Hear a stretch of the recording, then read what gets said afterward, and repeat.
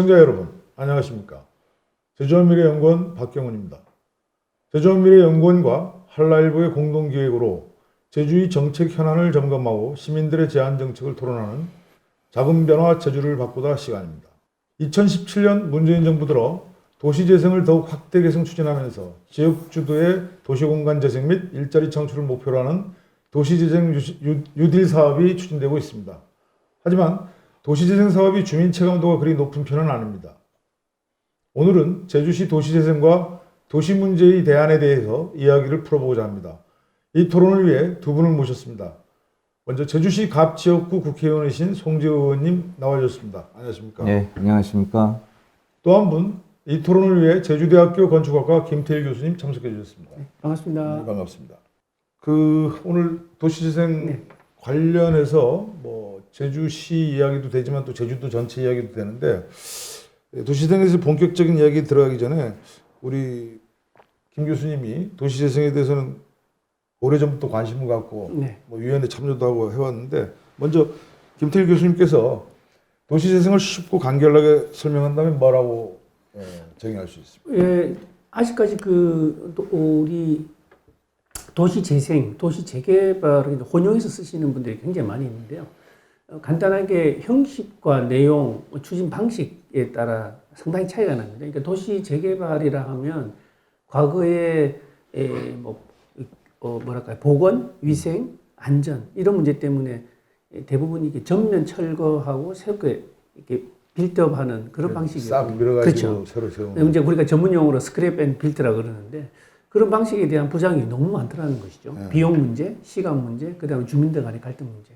그런 거에 대한 반성에서 시작된 게 바로 이제 도시재생이다라고 보시면 됩니다. 그래서 반대로 이야기하면 도시재생은 기존에 있던 건축물들을 전면 철거하는 것이 아니고 그 지역이 가지고 있는 잠재적인 가능성들을 찾아내고 그것들을 지역의 기능이 활성화시키는 방법을 찾는 것이 바로 도시재생이다 봅니다. 그렇기 때문에 내용이 다르고, 그럼 그거 누가 주체를 하냐? 도시재개발은 주로 관주도로 하면서 이제 시민들이 조합을 만들어서 하는 방식이라 그러면, 재생은 그게 아니고 아까 말씀드린 대로 주로 이제 지역 주민들이 중심이 돼서 지역을 이해하고 지역을 주도로 개발해 나가는 방식이기 때문에 아무래도 시간이 걸리고 좀 그렇겠죠. 여러 가지 어려운 점이 많은 부분이 사실입니다. 왜냐하면 한 번도 해본 적이 없는 도시 사업이라서 어려운 점이 많을 겁니다. 그런 것 때문에 어쨌든 도민 전체나 주민들이 그 피부로 느낀 감각은 되게 좀 미진하다는 느낌을 여전히 갖고 있는데요.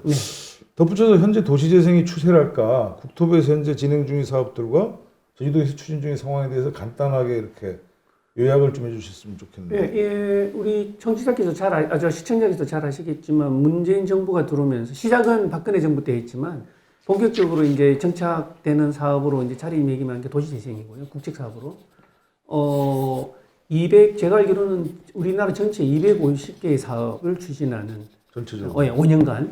그리고 매년 10조 원씩이니까 50조죠. 50조의 거대한 투자를 하는 그런 사업을 보시면 됩니다. 우리 제주도 같은 경우는 서귀포 행정시로 보면 서귀포의 셋, 제주의 셋. 제주시. 이 사업들이 지금 이제 선정됐거나 선정돼서 이제 추진되고 있는 사업들이 있다고 보시면 되겠습니다. 그래서 동지역에도 있지만 주로 이 동외곽 지역, 그러니까 읍면 지역이 중심으로 사업들을 하고 있어서 제가 보기에는 아직까지 피부로 와닿는 사업의 체감 온도는 떨어지지만 나름대로의 또 그런 성과를 낼 수 있는 기반은 좀 만들어지지 않았나? 그런 생각을 해요. 제주도도 지금 서귀포 3군데, 제주시 3군데에서 6군데가 추진되고 있다고 볼 수 있겠네요. 송 의원님은 현재 제주시 갑구가 지역구시죠. 국회의원이 반드시 지역구만 대상으로 하지는 않지만 어쨌든 이 도시재생 얘기를 풀려니까 먼저 자기 동네 얘기부터 풀어야 될 것 같은데, 지금 현재 도시재생 관련해서 지역구 내에 당면한 문제랄까 이런 것이 있다면 언급을 좀 해주셨으면 좋겠습니다. 그 도시재생이나 도시 문제와 관련해서 제주시 갑을 예로 우선 들어보면 용담동, 또 도두, 외도, 아주 짧게는 이 지역은 소위 구도심이기도 하지만 공항소음 피해가 심한. 공항이. 그래서 이 소음 피해를 어떻게 좀 저감도 하고 또 이걸 통해서 또 살기 좋은 도시는 어떻게 만들어 볼 것이냐 고민이 크고요. 도두는 또 하수종말 처리장, 제주시의 오폐수를 처리해야 되는 부분이 돼서 이게 잘 돼야 되는 것도 있지만 왜 도두만 해야 되느냐는 또 그런 그 생각도 없지 않은 거고요. 또 올라오면 아까 우리 김 교수님 이야기했듯이 삼도동 쪽은 진짜 텅 비어가지고 이 텅 빈 소위 원도심을 우리가 어떻게 또 해야 될 것이냐 그런 고민이 있고 또 더 올라오면 이제 연동 노용은 사람들은 많지만 이게 교통이나 쓰레기나 주거 환경이나 모든 문제가 녹지나 공원이나 이런 게 이게 제대로 됐나 이게 사람이 살기에 좀 좋은 도시인가에 대해서 사실은 그렇지 못하다라는 시민들의 의견이 많은 거고 또 옆에 오라동은 부진 넓은데 굉장히 또 무계획적으로 가는 그냥 자기 마음대로 가요. 뭐 오라동이면 공원을 또 요새 무슨 아파트 짓는 이야기도 하지만 네, 또 도시공원. 그래서 우리가 소위 읍면 지역을 빼더라도 제주시 갑 지역만도 도시의 모든 문제를 가지고 있는 정말 그 골칫덩어리랄까요? 외과 수술이 필요한 그런 지역이라고 보여집니다. 아까 말씀하신 지역 외에도 어떤 그 제주시 갑 지역구 전체가 도농복합지구라고 볼 수 있잖아요. 예를 들면 제주 서부권 농촌지역, 제주시 원도심권, 용담 공항권, 연동 행정권, 노영 상업주거권 복합적인데 지난번에 공약들도 이쪽에 몇 개 했다고 했는데 특히 생활 SOC 공약이 눈에 띄었었어요. 그 부분과 이 지금 현재 이곳에 결합시켜서 얘기할 수 있는 게 어떤 게 있을까요? 그 말 자체가 어려운데 생활 SOC라는 거는 이제 SOC라는 기반 시설인데 인간의 생활에 꼭 필수적인 기반 시설을 우리가 생활 SOC라고 이야기하는 거고 그걸 좀 품격 있는 생활, 좀 사람이 좀 사람답게 살 수 있는 생활을 기준으로 해서 본다면 일단 좀 보건, 의료, 보육, 뭐 체육, 문화, 여가, 뭐 전시, 공연 뭐 이런 게 다 들어가 있는 소위 그런 류의 종합적인 시설을 이야기하는 개념으로 보시면 되고 이게 나온 건 뭐냐면 그 전에 문재인 정부 이전에 이 도시재생 사업은 주로 비어있는 도시를 어떻게 우리가 이걸 안 비게 할까 하다 보니까 유동인구를 중심으로 뭐 관광으로 간다든가 무슨 카페나 식당을 만든다든가 결국 그 사람이 살 수 있는 도시로 만들어주는 게 아니라 그걸 재개발하는 개념으로 가니 이제는 좀 사람이 떠나지 않고 거기서 좀 전에 살던 곳에 살 수 있게 해주자. 그런 기본 철학이 이 문재인 정부의 도시재생의 가장 그 특징인데 그래서 아까 김 교수님 말씀했던 50조를 넣어서 5년간 하는데 그럼 생활 SOC라는 소위 말하면 기반 시설, 이 인간의 생활에 꼭 필요한 시설이 들어가 줘야 되지 않겠습니까? 네.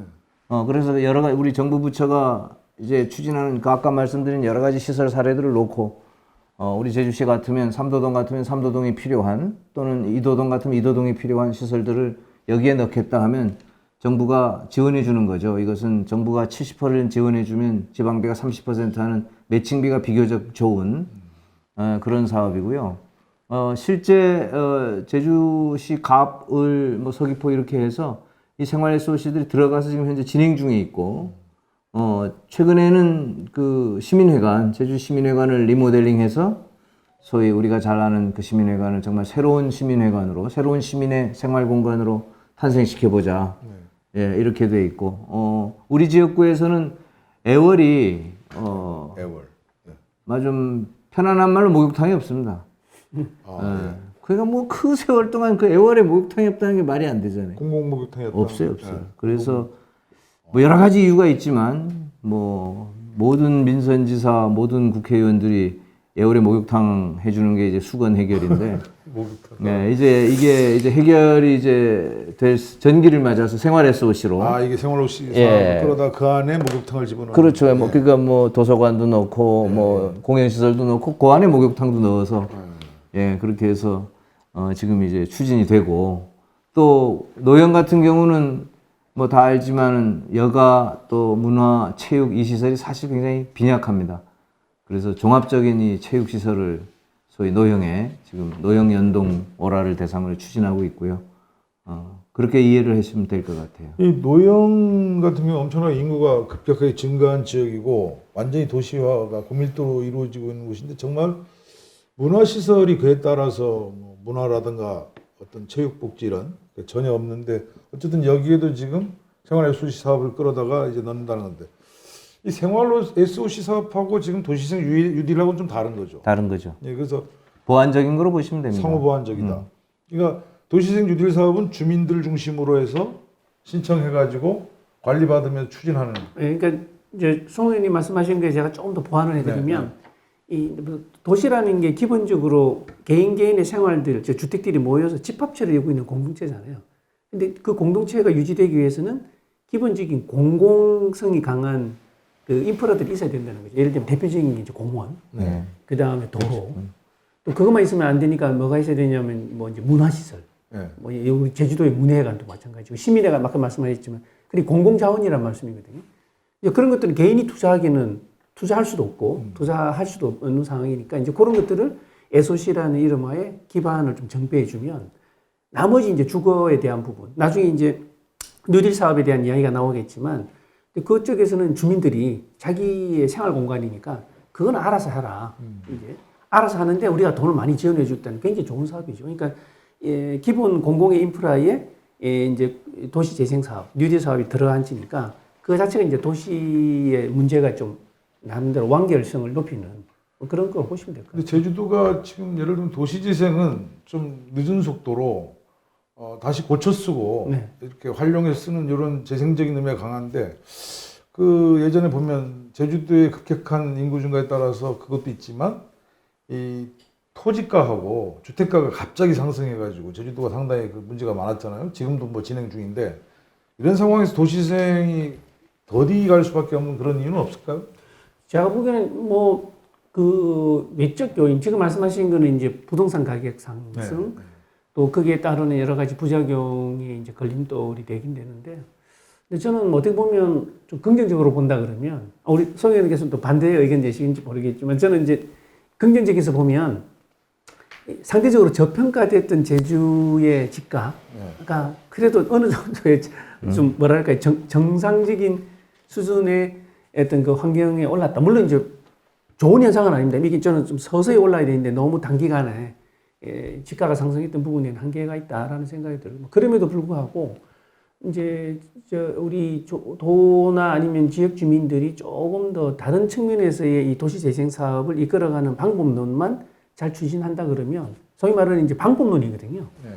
그래서 이제 기본적으로는 이런 우리 송 의원님께서는 SOC 사업에 돈을 많이 끌어오셔야 될 또 부담감을 갖게 계시고 우리 지역에 있는 주민과 우리 도에서는 그런 부분에 대한 완성도를 높이는 도시 재생 사업에 적극적인 참여의 어떤 의지 또 그런 방법론을 찾아 나가는 거 저는 그게 굉장히 중요하다고 봅니다. 저는 의지의 문제지 이제 돈을 2천억 뭐 몇백을 끌어왔느냐의 그런 문제는 차후의 문제다. 일단 주민들이 어떻게 적극적으로 참여하고 그 참여할 수 있도록 행정은 어떻게 소위 말하는 파트너로서 인정하고 이끌어갈 건가. 저는 그것이 가장 먼저 해결돼야 될 문제가 아닌가 하는 생각이 듭니다.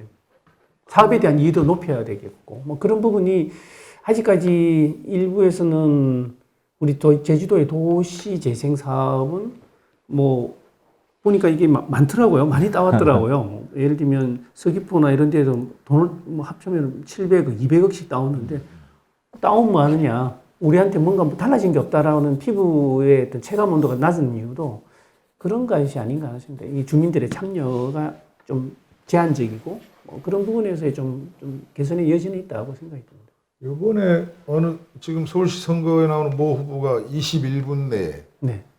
해가지고 29권역에 21권역에 그 사업들을 이렇게 구상한 아이디어 차원의 것이 나와 있는데 그런 부분과 지금 아까 말한 생활 SOC도 뭐 저기 어디 애월에 하나 짓고 저 어디 한 군데만 지으면 각 지역군에도 여러 그 권역이 있지 않습니까? 생활권으로 나뉘는 다른 쪽은 또 상대적으로 박탈감이 심할 거 아니에요.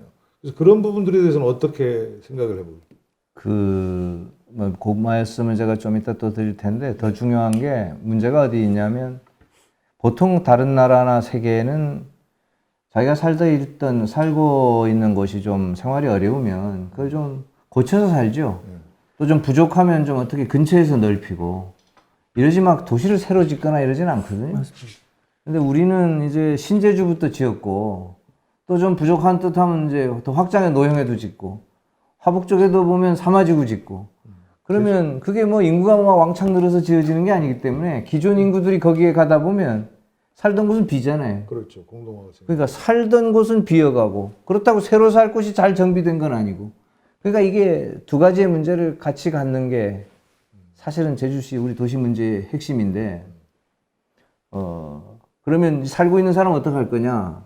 그러면 아까 우리 김태일 교수님 이야기 말씀대로 할 수 있는 걸 가깝게 하게 해줘야죠. 예를 들어 목욕탕도 그 뭐 자가용 자기 차 타고 목욕탕 가서 되겠습니까? 걸어서 가는 거리에 있어야 되고 또 도서관도 뭐 걸어서 가는 거리에 이렇게 있어줘야 되는 거죠. 응급시설은 뭐 5분 안에 있어야 되지 않겠습니까? 예를 들면 응급차가. 그렇죠. 예, 그런 전체적인 거를 배려해서 시설 배치도 해야 되고 부족한 건 넣어줘야 되고 또 그것이 국가의 책임이고 정부의 책임이라는 이야기고 그런 부분을 사람답게 하기 위해서 이제 50조를 정부가 주겠다고 한 거지 정부가 50조를 제주도에는 이만큼 줄 테니까 요렇게 해봐라 한 건 아니거든요. 그러면 김 교수님 이야기대로 제주도에 계신 분들이 또 제주시에 계신 분들이 우리는 이렇게 해달라고 의지를 가지고 요구를 해야 되고 그걸 제주시정이나 도청은 집약해서 우리 제주도는 이렇게 해주세요 하는 그걸 해야 되는데 과연 그런 것들이 지금까지 요 몇 년이라도 잘 돼 있었느냐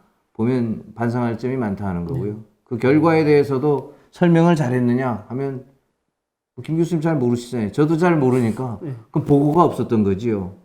네, 그렇게 생각합니다. 심지어는 뭐 충분히 이해가 가는 게 우리 지금 사회를 보고 계시는 박경훈 선생하고도 같이 이 도시재생 위원으로도 활동도 하긴 했지만 그게 참 제한적이고 한계가 있더라고요.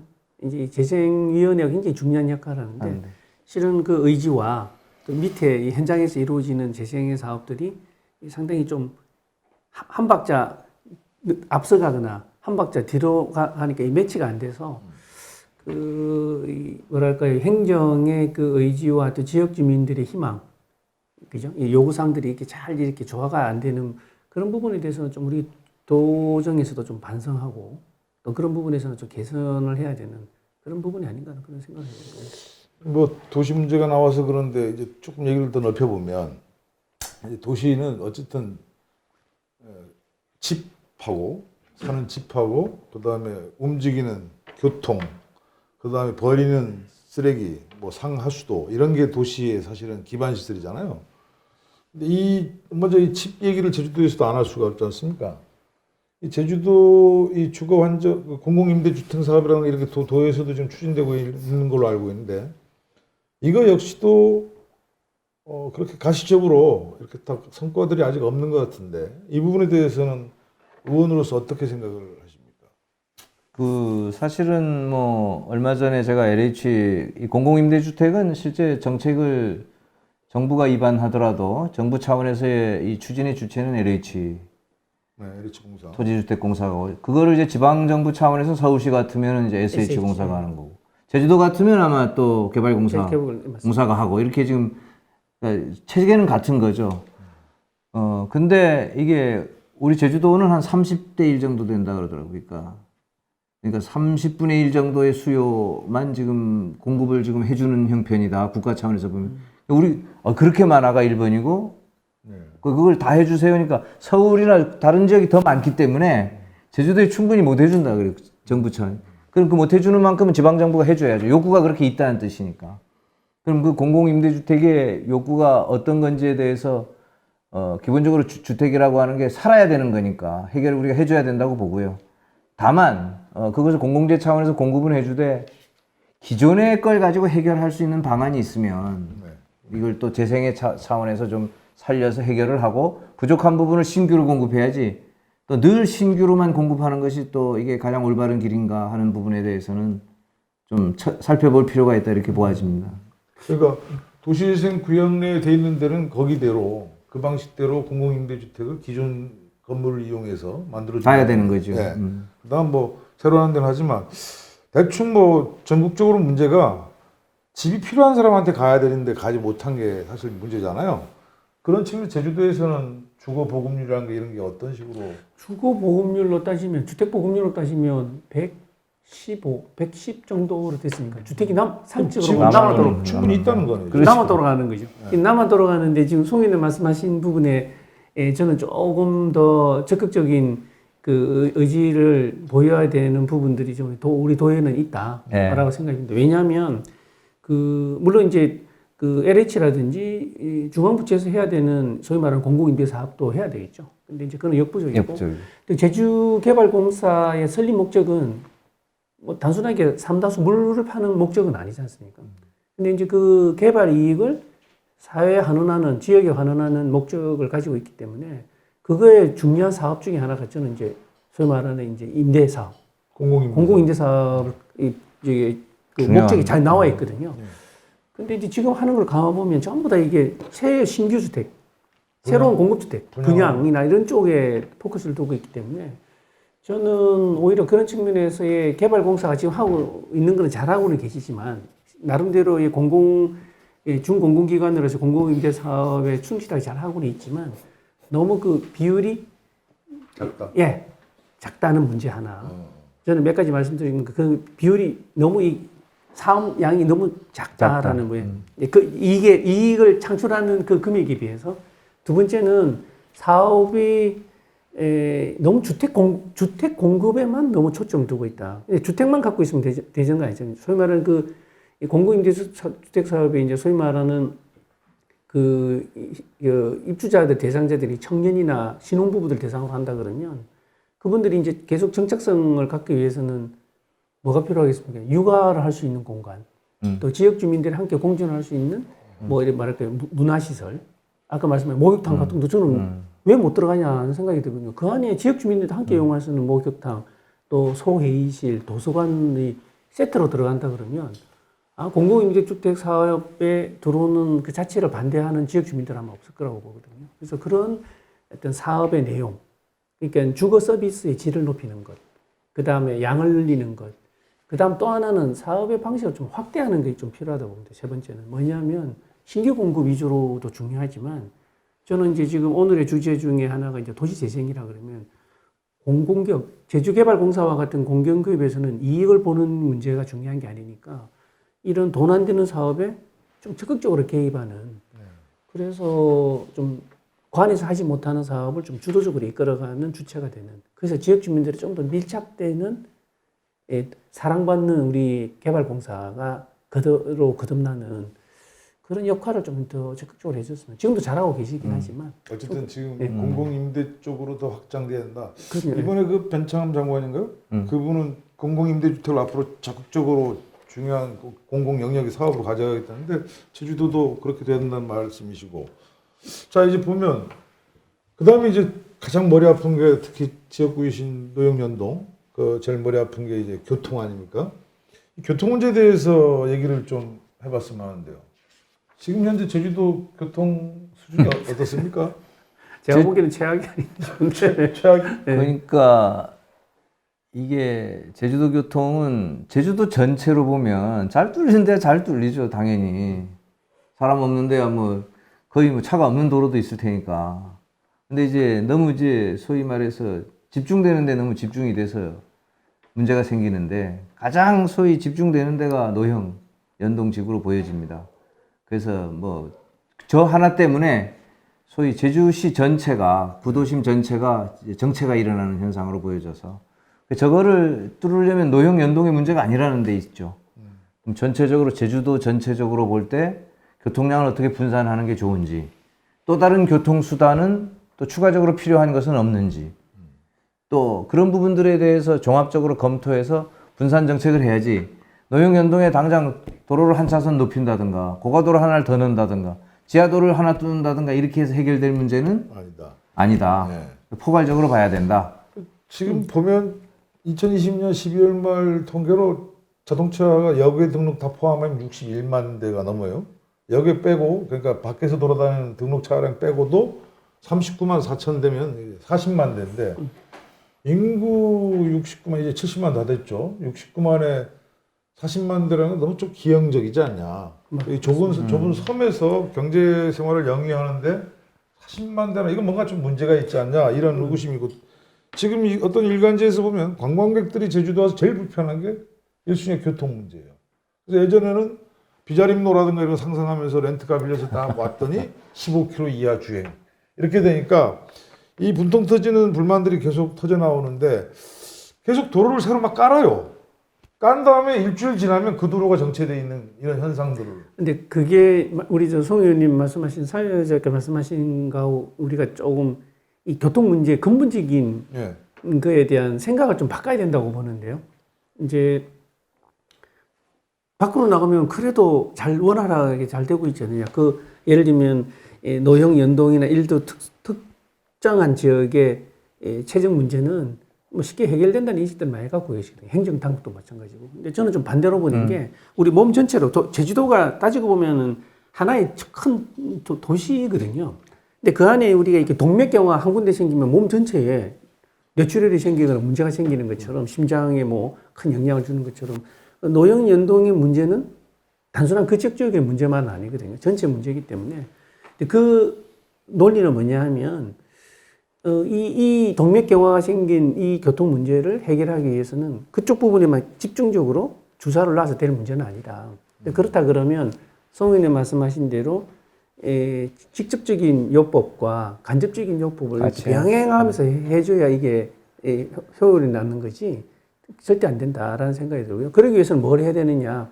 제가 보기에는 일단 집중되는 차량이 그러니까 그쪽 노현 연동으로 집중되는 차량들은 결국은 사람들이 밀집되어 있기 때문에 그런 부분이 있거든요. 그래서 장기적인 측면에서의 인구 분산을 어떤 식으로 효율적으로 할 건가. 그래서 그 분류의 사람들이 우리 원도심 쪽으로만 많이 흘러갈 수 있는 방안은 뭐가 있을까. 그래서 도시재생을 좀 그쪽 지역의 도시재생만 보는 게 아니라 같이 들여다봐야 될 문제가 있다고 보고요. 네. 또 하나 문제는 뭐냐 하면 차가 밀리니까 도로를 더 만들어야 된다는 논리잖아요. 일반 사람들은. 그거는 또 다른 동맥경화를 만드는 거거든요. 그러니까 그런 게 아니라 오히려 차량을 줄이는 방법. 그렇죠. 차량을 억제시키는 방법. 우리 제주도가 지금 서울에 비해서 훨씬 한 가구당 서울 같은 경우는 한 대 정도를 유지하고 있다 그러면 제주도 같은 경우는 한 가구당 2대 자동차를 갖고 있는 보유 대수를 갖고 있거든요. 더 늘어나고 있더라고요. 정차. 네. 그런 거를 어떻게 억제할 거냐. 그러면은 차 타기에 불편한 구조를 만드는 것. 차를 갖고 있으면 손해를 보는 구조, 도시 구조를 만드는 것. 그러면서도 대안으로서의 친환경적인 뭐 아까 말씀드렸던 뭐 트램이 될 수도 있고 뭐 여러 가지 찬반 논란은 있겠지만 그런 것들에 대해서 좀 더 적극적으로 할 필요가 있지 않은가. 그럼 재원은 어떻게 할 거냐. 그럴 때는 이제 뭐 우리가 도민들의 펀딩으로도 저는 좀 가능한 부분도 있을 거다. 지난번에 그 인터뷰 하시는데 보니까 그 국가철도 사업의 혜택을 제주도는 전혀 못 보고 있다 하는데 이번에 JDC 그 용역 결과 중에 재미있는 아이템이 수소전기 트램 사업이라는 게 나와 있었어요. 요거와 결합시켜서 제주도가 이거를 구상해서 할 수 있는 어떤 아이디어 같은 게 의원님이 생각할 때는 그러니까 이제 우선 이 정책이라고 하는 게 뭐든지 역사가 중요하기 때문에 이게 아이디어가 아니라 실제 트램은 말이에요. 국가 철도망 계획에 있었습니다. 제주도에. 제주도도. 예. 예. 근데 없애버린 거예요, 그 후에. 지금 이게 4차고 1차, 2차, 3차, 1, 2차에 있었어요, 트램이. 예. 그 없어져 버린 거고, 있었던 걸. 도민들이 반대해서. 서울에 살짝 지어버린 거고, 뭐 도민한테 물어보지는 않은 것 같아요. 제가, 왜냐면 제 기억에 그걸 가지고 그렇게 논쟁해 본 적이 없으니까. 근데 아마 제주도는 철도가 맞지 않는 것 같다 해서 이제, 그건 뭐, 30년 전 이야기니까 충분히 그럴 수 있는 거죠. 그다음 두 번째는 서귀포시에 혁신도시를 만들 때, 네.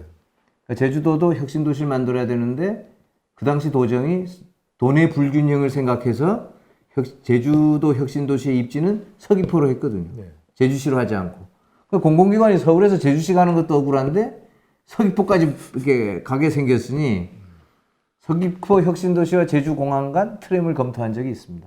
실제 정부가. 그러니까 트램이라고 하는 것은 정책적으로 검토 역사를 가지고 있는 거다라는 것이고.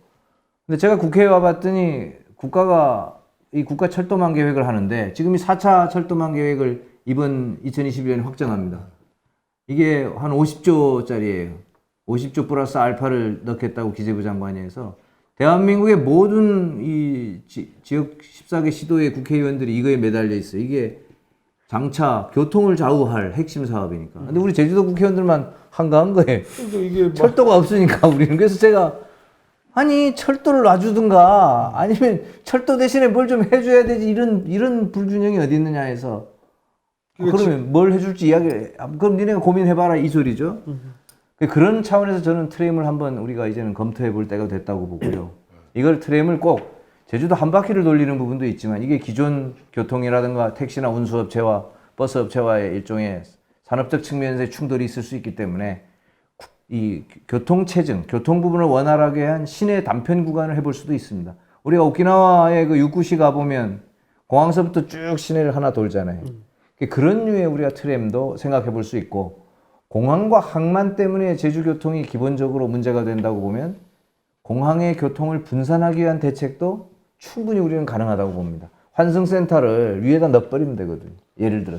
그럼 공항과 환승센터가는 제주 시내를 관통하는 트램을 넣어도 되는 거기 때문에 이런 부분적 트램을 충분히 검토할 때가 되었고 돈이 없다는 건 말이 안 되고 제가 볼 때는 뭐 정부도 그건 당연히 철도망 계획에 제외될 만큼 해줘야 되는 것이고 그 참 좋은 생각이 있습니다. 왜냐하면 지금 원도심 같은 경우에 가장 큰 문제는 자동차 문제거든요. 원도심에 가기 싫은 이유 중에 하나가 저 같은 개인적으로는 그렇다 그러면 원도심은 제주도의 정체성을 나타내는 지역에서의 역사 경관이나 뭐 이렇게 규제도 해주면서 또 하나 문제는 걸어서 즐거운 원도심을 만들기 위한 방법은 송 의원님 말씀하신 대로 이 트램으로 그렇죠. 끌고 들어가서 많은 사람들을 뿌려놓고 그러면은 수익도 얻으면서 친환경적인 공간을 유지하고 역사성을 갖게 단편적으로도 운영할 수 이거는 제가 그냥 비공식적으로 한번 타진을 해봤는데 그러니까 더 쉽게 말하면 우리 그 도깨비도로 그쪽에 한 60만 평 정도 땅을 LH공사가 가지고 있습니다. 그 60만 평을 우리가 환승센터, 복합 우리 제주도에 꼭 필요한 공간으로 한번 그걸 개발해보자. 그러면 공항과 그 도깨비도로와 해서 동문 노타리로 이어지는 트램선만을 우리가 순환 트램만을 생각해도 소위 말하면 교통 문제의 상당 부분을 우리가 분산할 수 있죠. 그렇죠. 예, 그런 획기적인 방안이 없이는 노영연동의 교통 문제를 단순히 그냥 이 제주시의 서부 지역 문제로만 생각해서 풀 수 없다. 네, 이렇게 생각한다는 거죠. 제주도가 이 제주대학교 연구 용역 결과에 따르면 39만 6천 대가 적정량이라고 최대 양으로 잡았는데 지금 39만 4천 대예요. 이미 이제 포화된 건데 전기차로 아무리 바꿔도 자동차성을 줄지 않습니다. 지금 현재. 그러니까 전기차로 바뀐 건 에너지원이 바뀐다는 것뿐이지 차량 대수가 주는 건 아니기 때문에 자동차는 그대로니까. 교통체증은 그대로잖아요. 그러니까 이 방식으로는 이제 한계에 부딪히지 않았나. 그렇게 된다면 앞으로 어쨌든 국가는 이제 뭡니까 철도 정책을 통해서 했는데 제주도는 뭐 바다 건너라고 철도가 없으란 법 없고 일제 때 실제로 최초 일본 사람이 철도 장사를 하다가 망했어요. 그때 만약 전도를 놨으면 이미 제주도도 철도의 역사로 왔을 텐데 못했는데 아마 앞으로 교통에 대한 대안을 얘기할 때 이 광역 트램이나 또는 아까 말한 권역별 트램이든 뭐든 이거는 본격적으로 좀 고민이 돼야 되지 않겠는가. 그리고 정부의 정책을 끌어오는데 예산을 끌어오는데 제주도만의 또 다른 사업으로 얘기를 해야지 손 놓고 앉아 있는 건 아니다라고 생각해요. 이거는 이제 왜 중요하냐면 제가 이 서영직석 그 근양발전위원장 할 때 네.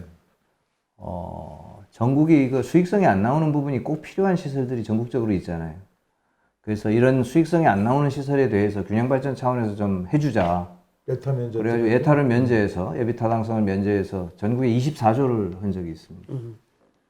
그러면 많이 가져가는 데는 한 5조 가져갔죠. 시도 중에. 우리 너무 작은 거 가지고. 근데 제주도는 이제 굉장히 못 가져왔는데 왜 못 가져왔냐면 딱 이유 하나예요. 대선이 주기 쉬운 게 아니라 그 조건이 뭐냐면 국가계획에 반영이 돼 있어야 돼. 국가계획에 이 사업이 반영이 돼야 줄 수 있는 겁니다. 근거가 있어야 돼요. 근거. 그러니까 우리가 철도망 계획에 만약 제주 트램이 반영되어 있다고 가정하면 그 이번에 했던 거예요. 그냥 국가 사업을 할 수 있었던 거죠. 그럼 이런 차원에서 우리가 꼭 트램을 아이디어다 상상해다 할 게 아니라 꼭 필요한 노선은 이거고 돈이 더 있으면 이런 거 정도는 해봤다는 걸 해가지고 국가 계획에 반영하는 게 뭐 어렵습니까? 그건 지금도 할 수 있는 거예요? 당연히 할 수 있죠. 그럼 그거 하십시오. 우리는 그런 그 노력을 우리가 좀 안 해왔다. 네. 예. 어쨌든 교통 얘기는 뭐 이 정도로 어쨌든 지금 상황은 아니다. 그리고 지금까지 대안으로도 안 된다. 다른 걸 좀 더 이제 우리가 상상력을 발휘해야 된다. 이 도시하면 또 요즘 기후 변화라든가 열섬 현상, 도시 열섬 현상 이런 것 때문에 도심 녹지가 상당히 중요하고 이런데 제주도는 원래부터 부족하죠. 부족한 상태인데 최근에 도시공원 일몰제 이 얘기가 나오고 10년 유예되고 그 안에 대한 얘기되는 사이에 특례 사업으로 지금 갑자기 도시공원 제주 그렇잖아도 없는 공원 녹지가 뭐 아파트 단지로 이제 가고 있다라는 비판들이 나는 사업들이 벌써 2개가 이미 추진되고 있다고 하는데 이걸 도시공원 일몰제인데 우리 김태리 교수님 짧게 이 얘기를 좀 내용을 알 수 있게 우리 저기 안내를 좀 해주시죠. 시청자께서 좀 아셔야 되는 사항, 이게 도시공원 일몰제의 배경은 1999년인가요? 한 20년 전에 이 도시공원으로 지정된 토지주들이 헌법소원을 낸 거거든요. 이거 문제가 있다. 지정만 해놓고 매입도 안 하고. 그래서 이제 헌법재판소에서는 위헌이다. 재산권 침해다라고 해서 유예를 준 거죠. 그래서 그 20년 이후니까 이게 작년인가요? 재작년이니까 99년 그러니까 이제 2019년, 2020년에 이거를 풀어줘야 되는 상황인데 저는 좀 답답한 게 헌법 불일치가 난 상태에서 20년간 이거를 빨리 이제 정리해야 되는 기간이 있었음에도 불구하고 어떻게 보면 공무에 대한 어떤 그 뭐랄까요 전문용어로 뭐라 그러냐 이게 배임? 네, 직무유기. 직무유기라 그러냐. 그러니까 지금은 돈이 없어서 그 돈을 가지고 이렇게 공원을 매입하는 돈이 없는 거예요. 저는 이제 그런 면에서 보면 이거는 정말 행정에서 직무유기였다. 왜냐하면 그 공원으로 지정되는 당위성이 있었기 때문에 공원으로 됐을 거고 지금은 오히려 공원을 해제해주면서 이게 개발 사업으로 변질된 도시공원으로 지정할 때와 전혀 다른 반대 방향으로 아파트를 짓는 그 사업을 하고 있거든요, 지금. 저는 개인적으로 보면 말이 민간 특례 사업이지 이 면적은 뭐 공원을 면적을 많이 남겨두고 녹지공원을 많이 남겨두고 아파트를 짓겠다는 사업이어서 지금 글쎄 또 지어도 되나? 아까 말씀드린 대로 110% 정도의 115%의 주택 보급률이 남아 들어가고 있고 재생이라는 사업이 지금 들어가야 되는 건데 녹지 공간을 없애가면서 공원을 지어야 되나라는 측면에서 저는 굉장히 비판적으로. 그러니까 뭐 설명을 잘 해주셨는데 그 꼭 시민의 생활에 필요한 그걸 공원으로 지정해 놓고 네. 그걸 제한된 시간 안에 못 하니까 아파트를 지어가지고 사실 국가가 공공재기 때문에 나랏돈 해가지고 곳간에서 이 돈이 나와야 되는데 돈이 부족하니까 민간 분야에 아파트 짓고 그 수익으로 나머지 걸 절반을 공원으로 그렇죠. 만들어 달라는 건데. 그렇지. 그러면 이 집 지어 놓으면 이거 집은 또 구도시 매가를 또 흡수할 거 아닙니까? 당연히 그럼 저긴 또 도시재생하겠다고 또 돈 들여야 되고. 네. 굉장한 악순환을 하고 있는 거로 생각하고 이것은 가장 첫 문제가 공원은 공원으로 정부가 개발을 해야 됩니다. 돈을 들이고. 아예 공원지역으로 지정을 하지 말든가. 그래서 송 의원님 말씀에 제가 조금만 더 붙인다면 사업의 방식들이 없느냐 하면 방식들이 있다고 보거든요. 그 공원법에 근거해서 그거를 민간의 토지를 빌려서 그걸 공원으로 유지하는 방법이니까 토지를 빌려서 공공에서 관리를 하면서 다만 거기에서 비싼 많은 돈을 줄 수는 없지만 20년간, 10년간 토지를 임대하는 조건에 이제 토지 사용료를 지불해 주면 되는 거죠. 그러면 토지주 입장에서는 뭐냐면 큰 금액은 아니지만 그래도 계속 일정한 수익을 장기간 보장받을 수 있다는 이점이 있고 도의 행정 쪽에서는 도시공원의 어떤 이 시민들에게 되돌려줄 수 있는 역할들을 되고 일석이조의 효과도 좀 있다고 그러니까 이 자료를 보니까 서울시 같은 경우는 이게 나중에 10년 유예가 되잖아요. 지금 그 기간 안에 지금 현재 일몰제 대상지가 되는 걸 대부분 수용할 수 있는 예산과 이걸 마련해서 지금 대책을 마련하고 있는 모양인데 제주도는 재밌는 것이 이 일몰제 유예 기간이 되자마자 마치 기다렸다는 듯이 지금 예를 들면 중부공원 아파트가 임대주택이 84세대고 782세대가 아파트예요. 그냥 분양 아파트. 그러니까 아파트 이건 무슨 아파트 사업? 이건 뭐예요? 이거는 공공용지도 아니고 이런 식의 것 때문에 환경공원연합이나 이런 데서 막 좀 성명 쓰고 했었는데 이게 지금 좀 제주도는 잘못 가는 것 같아요. 이기에 저도 뭐 그런 인식이 있긴 있었는데 가장 기본적인 우리 인식의 지금 잘못이 뭐냐면 제주도는 푸르다는 생각을 가지고 있어요 다. 네. 아 공원이 충분히 있다. 제주도 자체가 녹지다 하는. 한라산 바로 좀만 가면 있는데 뭐 이런. 근데 공원이라고 하는 게 그렇게 차 타고 가서 등산하고는 아주 다른 트레킹하고는 아주 다른 겁니다. 공원은 자기가 살고 있는 그 공간에 녹지가 있어야 푸른색이 좀 있어야 이게 사람이 제대로 이게 그러니까 그게 콘크리트도 좀 부셔가지고 나무도 심고 하는 거 아니겠어요. 그런 개념의 공원이 우리가 굉장히 적은 거지요. 네, 그래서 제가 일례로 공무원 교육원에 강의를 갔다가 했던 이야기 중에 하나가 공무원분이 그 이야기 하시더라고요. 왜 김대 교수님은 제주도에 녹지 공간이 엄청 많은데 왜 도시에 공원이 없다고 강의에 비판하느냐라고 이야기했는데 잘못 생각하고 계신 거죠. 제주도에 자연 녹지, 저희 말하는 보존 녹지, 자연 녹지 지역이 주변에 많이 있기 때문에 한라산 이쪽으로 해도 그걸 면적으로 따지면 많죠. 많죠. 근데 그 녹지가 우리의 일상생활 공간에 밀접한 관련을 갖는 공원으로서의 작동이 되느냐 안 되느냐 문제라고 보면 될 것 같고요. 근데 왜 공원이 필요하냐는 명확합니다. 딱 세 가지 기능이거든요. 하나는 뭐냐 하면 일상적인 생활 공간에서는 사람들에게 우리가 매일 자동차를 타고 오름에 갈 수 없지 않습니까? 한라산에 갈 필요 없는 거죠. 주말에 그냥 편한 복장으로 가족과 함께 공원, 집 근처에 걸어서 공원에서 휴식을 취할 수 있는 기능을 하는 것. 두 번째는 뭐냐 하면 긴급시에 지진, 재해가 났을 때 대피 장소로 굉장히 중요하거든요. 근데 그런 공간의 하나에 또 하나는 아까 말씀하셨던 사회자께서 말씀하셨던 열섬 현상. 제주도에 지금 열섬 현상이 굉장히 심각하거든요. 여름처럼 굉장히 덥습니다. 근데 그런 것을 온화시켜주는 중요한 역할을 하는 게 공원인데 그러한 것들이 지금 위성사진 들여다보시면 아마 공원 거의 없을 거예요. 공원이라고 되는 건 신산공원이라든지 걸린공원 몇 군데만 있긴 하지만 저는 그런 측면에서 좀 제주도의 이참에 도시공원이라는 기능들을 너무 등한시하고 있다. 오히려 과거에 70년대에 했던 개발사업 패턴에서 벗어나지 못하고 있다는 측면에서는 제주도가 지금 1인당 통계를 보면 생활도시 도시림 면적이 전국 광역단체단체 17개 중에 11위고요.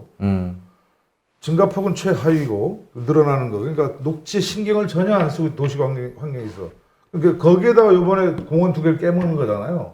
최악으로 가고 있습니다. 그 다음에 실제 총면적도 세종시 빼고 완전 신도시인 세종시 빼고 거꾸로 1등인 거죠. 16위고 도시 공원 비중이 전국 16위. 이러니까 사실 전국 꼴등이나 마찬가지입니다. 그 사회자가 세종시 빼고 이러니까 뭐 세종시 못하는 것처럼 들리는데 세종시 아주 잘해요. 이제 들어온 도시라서 아주 공원을 아주 잘하고 제가 여담과 하나를 우리가 좀 이건 뭐 모두 성찰해야 될 건데요. 이렇게 소위 그 휴식시설 공원 같은 또 아이들이 놀이할 수 있는 거 제주시 참 없어요. 우리 삼도동만 가도 어린이 놀이터가 없습니다. 그러니 뭐 어르신들 휴식시설은 경로당 말고는 더더욱 야외에서는 없고요. 이건 아주 지나간 이야기인데 제가 그 문화부 산하에 그 문화관광연구원이라는 원장을 할 때 오스트리아 장관한 사람이 와서 제가 제주도를 이렇게 제주시를 이렇게 도는데 이 노영 쪽을 이렇게 지나가면서 이 사람이 이상하게 생각한 거예요. 저는 이제 노영이 굉장히 신시 가지고 제주도에서 굉장히 소득이 많은 분이 살고 있다라고 생각하는 저한테 여기가 좀 영세민의 임대주택인가? 아파트 단지 이분이 질문을. 근데 그렇게 하기엔 너무 아파트가 좋고 도대체 무슨 용도의 지구인지 그래서 그 질문의 의도를 잘 몰라가지고 왜 그런 걸 물어보시냐 했더니 녹지가 없어서 지금 이 질문을 드린다는 거예요. 그렇죠. 이렇게 녹지가 없는 밀집된 지구를 좀 자기는 이해가 좀 덜 돼서 그래서 이게 공원이 굉장히 부족하구나 그런 부분으로 볼 때 제가 그런 생각을 한 적이 있는데 그리고 왜 그런가 했더니 좀만 나가면 산이 있는 데라는 그런 생각이 우리 제주도민한테 있었구나.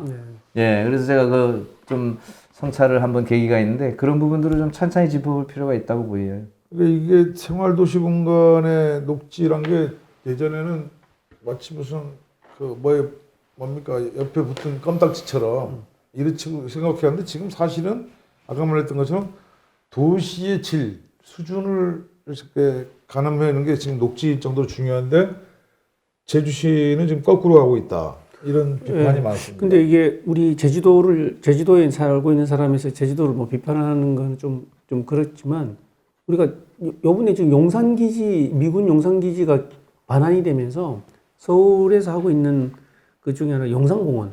예. 저는 굉장히 잘하고 있다고 봅니다. 그게 제가 알기로는 한 100만 평 정도 되나요?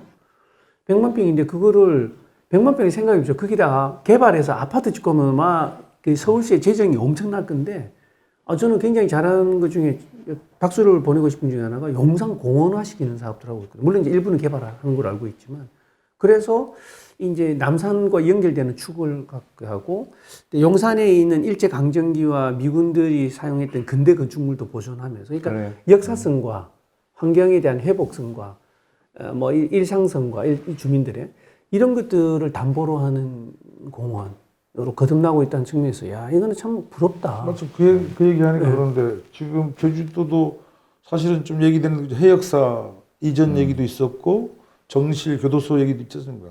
그게 용산공원하고 비슷한 게 이게 될 수가 있겠네요. 그러니까 앞으로. 제주도 아까 축이 그 도깨비도로 위에 있는 그 60만 평의 LH 부지, 네. 그다음 우리 해역사 군부대가 가지고 있는 우리 부지, 그다음 교도소가 가지고 있는 부지, 예. 이 공공 부지들을 우리가 잘 활용해서 네. 그 새로운 생태 공간으로 조성할 필요가 있다고 보고 또 국회의원인 제가 말을 하는 측면에서는 이걸 실제 가능한 방법이 뭔지를 잘 들여다 보려고 합니다. 좋습니다. 그거 중요한 부분이라서 앞으로 그 얘기가 이어져야 되고 그런 것 때문에 더욱 아쉬운 게 이 중부공원인데요. 예. 사실은 중부공원은 아까 말한 그런 지역의 녹지축이 쪽 아래쪽 오는 거죠. 이런 그 삼도 이동 쪽에 있는 해안까지 올 수 있는 축선에 있는 사실은 공원인데 거기를 지금 아파트를 지어버린다는 게 참 안타깝습니다만은 어쨌든 도시의 도시숲 또 도시의 녹지축은 상당히 중요한 거잖아요. 네, 맞습니다. 예. 이게 있어야 아까 뭐 열섬연사에 나왔을 때 도시 온도도 빼고 뭐 이러는데 그런 측면이 좀 아쉬운데 용산공원처럼 지금 아까 말한 해역사 이전 문제라든가 교도소 이전 문제가 얘기되고 있는데 그런 것들이 진행될 때는 반드시 좀 의원님께서 나서 가지고 이런 부분에 대해서 의견들을 좀 제시하고 할 수 있으면 좋겠습니다. 아까 용산공원은 이제 우리가 가는 군부대를 공원으로 하는 거고, 저는 국회가 여의도에 있으니까 여의도 찬산에 들여다보면 여의도의 보배가 여의도 공원입니다. 그 공원이 없으면 거기 얼마나 아파트 짓고 싶었겠어요. 사실은 그 굉장히 넓은 땅을 맞습니다. 그게 있어서 여의도가 사는구나 하는 생각을 하거든요. 그렇죠. 그러니까 우리 중부공원이 있어야 저는 제주시가 산다고 봅니다. 그걸 진짜 공원으로 만들어줄 때 예. 제주시의 가치가 그만큼 높아지는 거죠, 실은. 그 아파트 제가 아파트 좀 들어서 그랬는데 또 뭐 하는 게 좀 비판적인 이야기도 있지만, 그런 부분에 좀 성찰이 좀 더 필요하지 않나. 네, 그런 부분이 있고 오늘 뭐 얘기를 끌다 보면 너무 얘기가 오래 갈 것 같고 어쨌든 오늘 도시재생 관련해서 제주시가 당면한 도시 얘기들을 좀 풀어봤습니다. 뭐 항상 토론회는 좀 아쉬운 건데 오늘 이 정도로 좀 정리를 하도록 하겠습니다. 네, 오늘 제주시의 도시 문제 등에 대해 도시재생과 주거 환경 및 교통, 도시재생 이야기를 두루두루 좀 나누어 보았습니다. 언제부터인가 제주는 살고 있는 사람들도 관광하러 온 사람들에게도 불편한 섬이 되고 있다고 합니다. 제주도의 난개발과 환경 총량 이야기도 늘 화두에 오르지만 우리는 지난 세월 관광이나 개발이라는 미명하에 급한 마음에 황금알을 낳는 거위 배를 가르는 방향으로 일을 진행해 온 것은 아닌지 의구심이 들 때가 많습니다. 또 여전히 지금도 우리는 거위 배를 가르는 행위를 발전이라 착각하고 있는 것은 아닌지 돌아보았으면 합니다. 오늘 토론에 참여해 주신 두 분 송재 의원님, 김태일 교수님 감사합니다. 시청자 여러분 고맙습니다.